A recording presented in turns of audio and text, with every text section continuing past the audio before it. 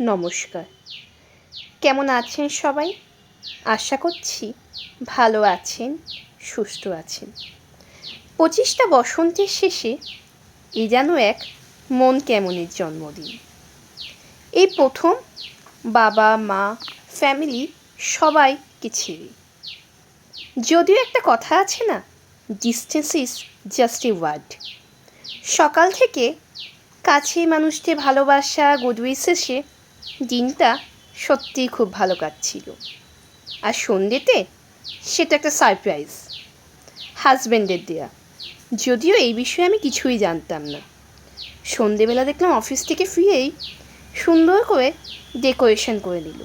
তারপর তার ব্যাগ থেকে বেরিয়ে এলো সুন্দর সুন্দর কেক। উপহার হিসেবে অনেক কিছু তো পেয়েছি, আর সাথে পেয়েছি পাশে থাকা সেই ছোট্ট টেডিটি। কি সুন্দর না? এইভাবেই ভালোবাসা দিয়ে সে আমার দিনটাকে খুব সুন্দর করে দিল। এবছরের মতো